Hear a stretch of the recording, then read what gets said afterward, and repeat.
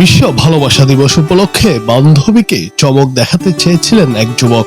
এজন্য বেতনের নগদ 2 লাখ টাকা গ্যাস বেলুনের সুতোয় বেঁধে নিয়ে এসেছিলেন তিনি। কিন্তু উপহার পেয়ে বান্ধবী তাকে এমন ভাবে জড়িয়ে ধরে তিনি আর বেলুনের সুতোই ধরতে পারেননি। এতে টাকা সহ বেলুনগুলো আকাশে উড়ে যায়।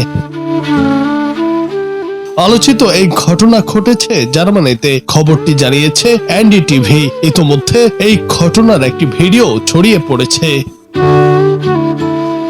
ভিডিওতে দেখা যায় রাতের আধারে একটি ফাঁকা জায়গায় দাঁড়িয়ে আছে এক যুগল। দুজনেই কালো পোশাক পরা। তাদের সামনে একটি সাদা বক্স। যুবকের বান্ধবী বক্স খুলতেই তার মধ্যে থাকা গ্যাস বেলুন আকাশে উঠতে শুরু করে। বান্ধবী আনন্দে যুবককে জড়িয়ে ধরেন, যুবকও তাকে জড়িয়ে ধরেন। এরপর যুবক বুঝতে পারেন বেলুনগুলো আকাশে উড়ে যাচ্ছে।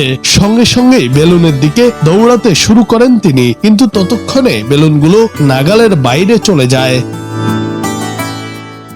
সংবাদ মাধ্যমের প্রতিবেদন অনুযায়ী ওই জার্মান যুবক অভিনব পদ্ধতিতে বান্ধবীকে প্রেমের প্রস্তাব দিতে গিয়েছিলেন। তিনি আংটি নেওয়ার পাশাপাশি গ্যাস বেলুনের সুতোয় বেঁধে নিয়েছিলেন পুরো মাসের বেতনের টাকা। কিন্তু যত্ন সহকারে নেওয়া উপহারটি হাওয়ায় উড়ে যায়, টাকা সহ উড়ে যায় গ্যাস বেলুনগুলো। হতাশায় মাটিতে শুয়ে পড়েন যুবক। এরপর বান্ধবী তাকে জড়িয়ে ধরে সান্ত্বনা দেন।